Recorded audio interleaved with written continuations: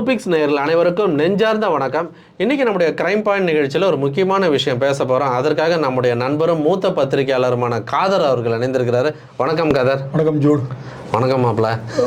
சந்தோஷம் மாப்பிள்ள. சொல் மாப்பிள்ள.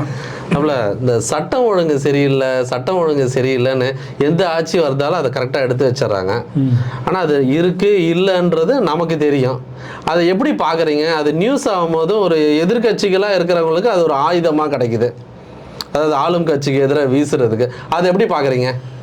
எப்படின்னா, நீங்கள் ஆளுங்கட்சியாக இருக்கும்போது எதிர்கட்சி சட்டம் ஒழுங்கு சரியில்லைன்னு வாங்க. நீங்கள் எதிர்கட்சியாக இருக்கும்போது அந்த ஆளுங்கட்சியை பார்த்து சட்டம் ஒழுங்கு சரியில்லைன்னு சொல்லுவாங்க.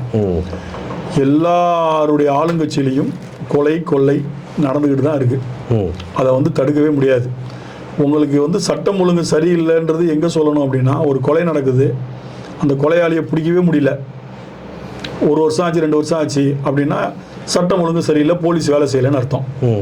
ஒரு விஷயம் நடந்தோன்னே அது பாலியல் வன்புறவாக இருந்தாலும் சரி, கொலையாக இருந்தாலும் சரி, அடுத்த 2 தினங்களுக்குள்ளே அந்த குற்றவாளிகள்லாம் பிடிச்சிடுறாங்க. பிடிச்சி அவங்களுக்கு உண்டான தண்டனைகளும் வாங்கி கொடுக்குறாங்க. அப்படி இருக்கும்போது இது அரசியலுக்காக சட்டம் ஒழுங்கு சரியில்லைன்னு ஒரு மாயை கிரியேட் பண்ணுறாங்க. சட்டம் ஒழுங்கு சரியில்லைன்னா நாடு வேற மாதிரி போயிடும். அவன் கத்தி எடுத்துகிட்டு பிரச்சனை பண்ணுவான், அவன் ரோட்டில் போகிற பொண்ணை கையை பிடிச்சி இழுப்பான். போலீஸ் எந்த அளவுக்கு அவங்க அதை பண்ண முடியுமோ அந்த அளவுக்கு அவங்க பாதுகாப்பும் ப்ரொடெக்ஷனும் கொடுத்துட்டு தான் இருப்பாங்க. எல்லா ஆட்சிலையுமே எல்லா பிரச்சனையும் நடக்க தான் செய்யும். அரசியலுக்காக இதை பேசுவாங்க. அதிமுக ஆட்சியில் உங்களுக்கு சாத்தாங்குளத்தில் 2 பேர் அடித்து இதாவலையா, போலீஸ் அடித்து. அதே போல் பொள்ளாச்சி பெண்கள் வன்புணர்வு பெரிய லெவலில் பரபரப்பாச்சு. அப்புறம் அந்த துப்பாக்கி சூடு இப்படி சொல்லிக்கிட்டே போகலாம். இப்போ இவங்க ஆட்சியில் சொல்லிக்கிட்டே போகலாம். அது எல்லா காலத்துலேயுமே எல்லாருடைய ஆட்சியிலையும் நடக்கிற விஷயந்தான். அப்போ சட்டம் ஒழுங்கு எந்த காலத்தில் நல்லா இருந்துச்சுன்னு சொல்லுவீங்க? கொலை நடக்காமல் இருந்துச்சு, அந்த குற்றவாளியை நீ பிடிக்காமல் தப்ப விட்டால் தான் சட்டம் ஒழுங்கு சரியில்லை, அவன் கொண்டுட்டு போயிட்டான், அவனை நீ பிடிக்கவே இல்லைன்னு சொல்லலாம். எல்லாத்தையும் பிடிக்கிறாங்க, உடனே ரிமாண்ட் பண்ணுறாங்க, அடுத்து நடக்காமல் அவனுக்கு வலி கொள்ளுறான், கை கால் உடையுது, சிலரை சுடவும் செய்கிறாங்க. இப்போ புதிய கமிஷனர் அருண் அவர்கள் கிட்டத்தட்ட டக்குன்னு ஒரு 4 என்கவுண்டர் பண்ணாங்க. கொஞ்சம் சென்னையில் கொலை வழக்கு குறைஞ்சிருக்கு, நீங்கள் பார்த்தீங்கன்னா தெரியும். ரவுடிகள் கூட்டம் அடங்கியிருக்கு, கொஞ்சம் அடங்கியிருக்கு. உடனே தீர்வு. அப்போ சுட்டாலும் போலீஸ் ஏன் சுட்டுச்சுன்னு கேட்கறதுன்னு ஒரு டீம் இருக்கு. சொல்லனாலும் ஏன் சொல்லலன்னு கேட்பாங்க. உங்களுக்கு நல்லா ஞாபகம் இருக்கும், கோயம்புத்தூரில் ஒரு குழந்தைய அரெஸ்ட் பண்ணுறான் ஒருத்தன், 2 பேர் சேர்ந்து, ஒரு 7 வயசு குழந்தைய. அப்போ நம்ம சைலேந்திர பாபு அவர்கள் கோயம்புத்தூர் கலைஞர் சிஎம், அப்போ கோயம்புத்தூர் கமிஷனர் சைலேந்திர பாபு அவர்கள். ஆமாம், இமிடியேட்டாக சுட்டார் அவனை. பட்டாசு வெடித்து ஸ்வீட் கொடுத்து அந்த ஊரே கொண்டாடுச்சு. அது உடனடியாக நடந்த விஷயம். அது எதுக்கு சொல்றேன்னா, அப்போ போலீஸ் சில டைம்ல எடுக்கக்கூடிய ஒரு டிசிஷன் மக்கள் இல்லை. அதே மாதிரி திருப்பதி கமிஷனராக இருக்கும்போது இந்த பேங்க் கொள்ளையர்கள் சுதாகர் அவர்களை டீம் வச்சு போடும்போது அங்கே உள்ள போனவங்க யாரையுமே அலோவ் பண்ணல. மனித உரிமைகள், பப்ளிக் சப்போர்ட். ஆமாம், பப்ளிக் சப்போர்ட். நான் அந்த டைம்ல நான் கேமராமேனோட போறேன், நானும் அங்கே தான் இருந்தேன், பெரிய தொலைக்காட்சியில் நான் நிருபராக இருக்கிறேன். போகும்போது அப்புறம் நான் திருப்பதி அவர்கள் கமிஷனர் ஆஃபீஸில் போய் இல்லை, அதற்கு கிடைச்ச ஆதரவு வேற எதுக்கு கிடைக்கல. பட் என்கவுண்டருக்கு நம்ம சப்போர்ட் பண்றோம்னு இல்லை, சப்போர்ட் பண்ணல. முக்கியமா சொல்லுவாங்க, போலீஸ்கிட்டையும் எல்லா அதிகாரத்தையும் கொடுத்துட்டாலுமே பிரச்சனைன்னுவாங்க. நல்ல போலீஸ் கெட்ட போலீஸ்னு ஒரு கான்செப்ட் சொல்லுவாங்க. பட் நான் என்ன சொல்றேன்னா, போலீஸ் ஃப்ரீடமா தலையிட்டு ஒர்க் பண்ணாங்கன்னா எந்த ரவுடியும் இருக்க மாட்டான், எல்லாம் ஓடி ஒதுங்கிடுவாங்க. சில விஷயங்களுக்கு போலீஸ் கை கட்டப்படுகிறது, அதனால அவங்களால ஒரு இண்டிபெண்டன்ட். ஆனால் அந்த விஷயத்தில் பார்க்கும்போது ஜெயலலிதா அவர்கள் போலீஸுக்கு ஒரு தனி பவர் கொடுத்து வச்சிருந்தாங்கன்னு ஒரு இது இருக்கு. லா அண்ட் ஆர்டர் பயங்கர ஸ்ட்ரிக்டா இருக்கும். இந்த மாதிரி விஷயத்தை அதாவது யோசிக்கவே முடியாது, கண்டிப்பா முடிச்சிரு, அவ்வளவுதான். அது பெண்களுக்கு எதிரான எந்த விஷயம்னால பார்த்துக்கிட்டு சும்மா இருக்க மாட்டாங்க, அந்த ஒரு இமேஜ் இருக்கு. ஆனால் திமுக அப்படி இப்படி செய்தாலும் அங்க ஒன்றும் இங்க ஒன்றுமாங்கள நிறைய இடங்கள்ல நடந்துகிட்டு இருக்கு. ஆனால் கைகள் கட்டப்பட்டு இருக்கு. ஆமா, அது என்ன காரணம்னா, எப்போதுமே அது அரசியல் உள்ளது தாங்க. இந்த கமிஷனர் இருப்பாரு, ஆட்சி மாறணும்னா புதுசாக ஒருத்தர் அவர் எல்லாம் பார்ப்பாரு, அவங்க சார்பானவங்க வந்துருவாங்க அந்த போஸ்டிங்க்கு. அது ஒண்ணுமே பண்ண முடியாது. 2 போலீஸ் தான், ஆளுங்கட்சி எதிர்கட்சி. அது இல்லை, ரவுடிகளுக்குள் நடக்கிற கொலையை நம்ம சட்டம் ஒழுங்குல சொல்லலாம், அதை போலீஸ் தடுக்கல அப்படின்னு சொல்லலாம். அதே மாதிரி ஒரு ரவுடி வெளியில வரும்போது ஒரு இன்டெலிஜென்ஸ் ஃபாலோ பண்ணும். இன்னைக்கு இன்டெலிஜென்ஸ் நிறைய இடங்கள்ல லேக் ஆகுது. அது உண்மையை நம்ம ஒத்துக்கிட்டு தான் அவனை யாரையும் ஃபாலோ பண்ணி சொல்லலாம். ஆனா ஒரு குடும்பத்துக்குள்ள இப்போ நம்ம பேசிக்கிட்டு இருக்கோம், இப்போ ஏதோ ஒரு விஷயத்துல போய் பேசிட்டு நீங்க குத்திட்டீங்க நான் குத்திட்டேன், இதுல போலீஸ் எங்க வருது? ஒன்றும் பண்ண முடியாதுங்க. அதை எல்லாத்தையுமே இப்போ அரசியல் வாடகை கொடுக்கல, யாரோ ஒரு பிரச்சனை, கை தகராறு, ஒரு டாஸ்மாக் நடக்கிற கோவத்திலும் நடக்கிற கொலைக்கெல்லாம் போலீஸ் என்ன பண்ண முடியும்? ரவுடிஸும் அவனை இவன் பழி வாங்குறான்றது ஒரு ஐஏஎஸ் எஸ்பிசிஐடிலாம் ஒரு இது ஸ்மெல் பார்த்துட்டு இருப்பாங்க. ஒரு ரவுடி வெளியில் வந்துட்டானா அவனை ஃபாலோ பண்ணுவாங்க, அவன் எங்கே போகிறான் வரான், கோர்ட்டுக்கு வரானா, கையெழுத்து போடுறானான்னு. அது கொஞ்சம் குறைஞ்சிருக்கு. இன்னொன்றும் போலீஸ் யோசிப்பாங்க, என்ன யோசிப்பாங்கன்னா, இவன் செத்தானா இந்த ஃபைலை தூக்கி போடு, முடிஞ்சு இவனுக்கு பாதுகாப்பு கொடுக்குறது. அது சில இது சொல்லுவாங்க. அந்த மாதிரி ரவுடிசனுக்குள்ள சண்டைன்னும் போது அந்த காலத்தில் சொல்லுவாங்க போலீஸ் லேட்டாலாம் வரும், ஏன்னா ஒரு ஃபைல் க்ளோஸ் ஆகுதுன்னு சொல்லுவாங்க அப்படின்வாங்க. அது எந்த அளவுக்கு உண்மை இல்லை. அது ரவுடிகளுக்குள்ள மோத விட்டு சண்டை போடுறதெல்லாம் அது ஒரு காலகட்டங்களில் நடந்தது. இப்போ அப்பாவிகள் சாவடிக்கப்படுறது, கூலிப்படை நாள் போடுறதுக்கெல்லாம் இப்போ உடனடி பனிஷ்மெண்ட் கொடுக்குறாங்க, சுடுறாங்க, எல்லாமே பண்ணுறாங்க. ஆனால் நம்ம வந்து சட்டம் ஒழுங்கு இதனால கெட்டு போச்சுன்னா குடும்ப தகராறு தமிழ்நாட்டில் ஒரு 3 லட்சம் பேர் இருப்பாங்களா போலீஸு? அப்போ எவ்வளோ பேருக்கு அவங்க பாதுகாப்பு கொடுக்க முடியும்? அது வந்து என்ன பாசிபிலிட்டியோ அதான் நம்ம பேச முடியும். இல்லை, இப்போ லேட்டஸ்டாக முதியோர்கள் குறிவைத்து தாக்கப்படுகிறார்கள், கொல்லப்படுகிறார்கள் நகைக்காகன்னு ஒரு விஷயம் வருதுல்ல, அதை எப்படி பார்க்குறீங்க? இல்லை, அதை வந்து இன்னும் கொஞ்சம் இவங்க ஸ்ட்ரிக்டாக ஃபாலோ பண்ணணும். ஏன்னா இப்போ திருப்பூர் மாவட்டம் பல்லடத்தில் நடந்த ஒரு கொலை, 3 பேர் இருந்தாங்க, அம்மா, பையன், வீட்டுக்கார். 3 பேருமே வயசானவங்க, அவர் மட்டும் கொஞ்சம் யங் ஏஜ். 3 பேருமே கொடூரமான முறையில் வெட்டி கொல்லப்பட்டனர். கிட்டத்தட்ட ஒரு 100 பேருக்கு மேல கூப்பிட்டு விசாரிச்சிட்டாங்க. இது வரைக்கும் அக்யூஸ்ட் கிடைக்கல, ஒண்ணுமே கண்டுபிடிக்க முடியல. போலீஸ் வந்து எஸ்பிசிஐடிக்கு போச்சு, சிபிசிஐடிக்கு போச்சு, இப்போ சிபிஐ விசாரணை வரைக்கும் கேட்டுட்டு இருக்காங்க. பிஜேபி 3-4 வாட்டி ஆர்ப்பாட்டம் பண்ணிட்டாங்க. அந்த கொலை வழக்கில் க்ளூவே இல்லை, யாரு பண்ணான்னு. ஏன்னா ஸ்காட்லாந்து போலீஸ்க்கு இணையா நம்ம பேச போறோம். எப்போதுமே ஒன்று தெரிஞ்சுங்க ஜூடு, போலீஸ் வந்து மற்ற வழக்கில் கூட குற்றவாளிகளை விட்டுருவாங்க, கொலை வழக்கில் விடவே மாட்டாங்க. எப்படியா இருந்தாலும் பிடிச்சிருவாங்க. ஏன்னா என்னுடைய சொந்த அனுபவத்தில் நான் பார்த்த வரைக்கும் சொல்றேன், கொலை குற்றவாளியை எப்பேற்பட்டாவது எத்தனை வருஷம் ஆனாலும் அவனை கரெக்டான ஆளை பிடிப்பாங்க. 1-2 வேணா அப்படி இப்படி இருக்கலாமே தவிர 99.9 கரெக்டா எடுத்துருவாங்க, பிடிச்சிருவாங்க. அதுவும் மர்டர் ஃபார் கெயின், கொலை பண்ணிட்டு பொருளை எடுத்துட்டு போற கேஸ் எல்லாம் வந்து 100% அக்யூஸ்ட் பிடிப்பாங்க. மோட்டிவேஷன் வேற. மர்டர் ஃபார் கெயின் கொலை வழக்கில் பார்த்தீங்கன்னா 100% கரெக்டான அக்யூஸ்ட் பிடிப்பாங்க. என்னன்னா அந்த பொருளை ரெக்கவரி பண்றதுனால இவன் தான் அதை எடுத்துட்டு போறான்றது கன்ஃபார்ம் ஆகுது. அது அந்த மாதிரி ஒரு இது இருக்கும்போது இதில் வட மாநில கொள்ளையர்கள் அட்டகாசம் ஒரு பக்கம், ஆனால் அதற்கு ப்ரொசீஜர்ஸ் வந்து ரொம்ப ப்ரெஷரான விஷயம். இப்போ எனக்கு தெரிஞ்சே ஒரு 2-3 ஸ்பெஷல் டைமு நான் எனக்கு 4-5 ஸ்டேட்டுக்கு போயிட்டு வெறுமனே திரும்ப வந்தேன். அந்த சைடு சப்போர்ட்டும் வராது. அந்தந்த ஊரில் வந்து நீங்கள் தாண்டி இப்போ ஜாங்கிட் அவர்கள் பண்ணார்ல ஆப்ரேஷனு, இப்போ தீரன் அதிகாரம் உடனே படம் வந்ததுல, அதெல்லாம் உயிரை பணைய வச்சு தான் பண்ணியிருக்காங்க. இப்போவும் வந்து நிறைய பேர் பண்ணிக்கிட்டு இருக்காங்க. தீரன் அதிகாரம் ஜாங்கிட் பண்ணது வந்து ஒரு கும்மிடிப்பூண்டி எம்எல்ஏ கொல்லப்பட்டதுக்கு அப்புறம் தான் அந்த கேஸே வருது. கேஸ் வந்து அந்த அவர் யாருன்னே தெரியாம கொண்டானுங்க, அவர் எம்எல்ஏன்றது அவங்களுக்கு தெரியாது, தெரியாம தனியா இருக்காங்கன்னு சொல்லி சாவடிச்சிட்டாங்க. அதுக்கப்புறம் தான் அந்த கேஸ் ரொம்ப ஸ்பீடா ஆக்ஷன் எடுத்தாங்க. போய் அந்த ஊர்ல போய் அதை ஒரு படமாவே ஒருத்தர் ரொம்ப அருமையா எடுத்திருப்பாரு. அது நடந்ததெல்லாம் உண்மையான சம்பவங்கள் தான், அதை படமா ஆக்கியிருப்பாரு. அதை அக்யூஸ்ட கொண்டு வந்தாங்க.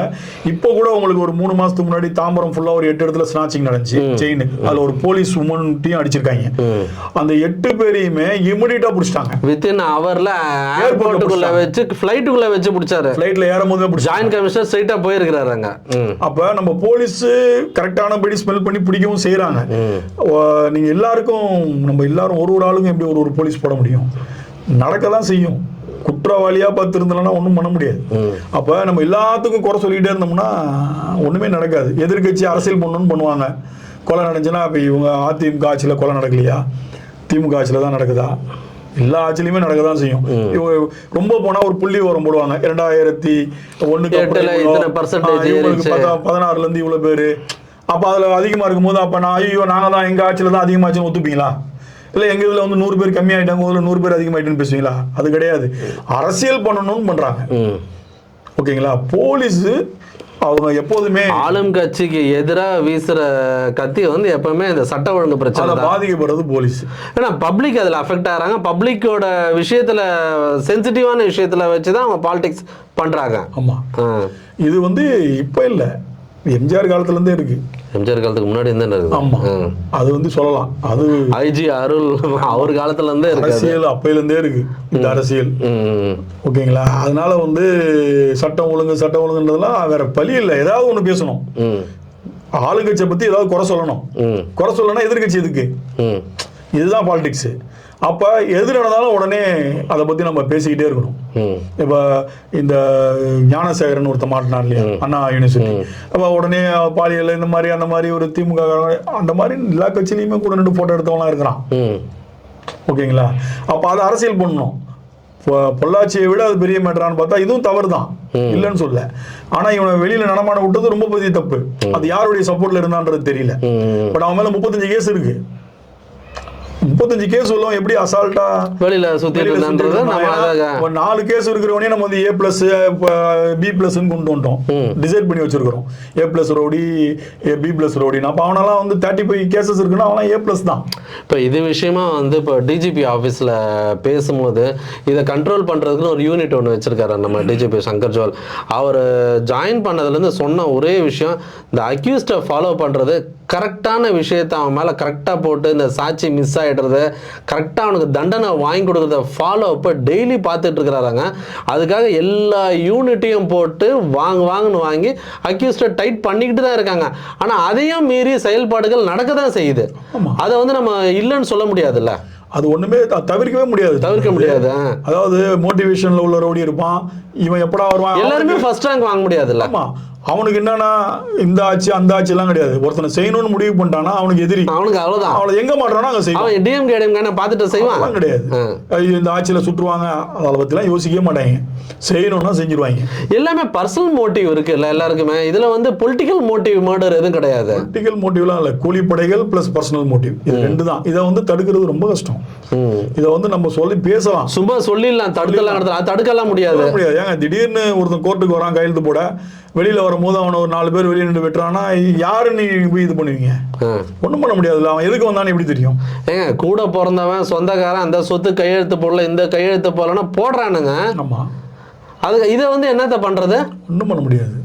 இது வந்து இதெல்லாம் வந்து பேசிக்கலாம், சட்ட ஒழுங்கு சரியில்லைன்னு பேசலாம். ஆனா சட்டம் ஒழுங்கு இறுக்கமா இருக்கணும், கொஞ்சம் இன்னும் கொஞ்சம் டைட் பண்ணலாம். இன்னும் கொஞ்சம் டைட் பண்ணா ரிசல்ட் நல்லபடியா இருக்கும். போலீஸ் 2 பேரும் சுட்டோனையும் ஹியூமன் ரைட்ஸ்ல கேஸ போட்டுருவாங்க.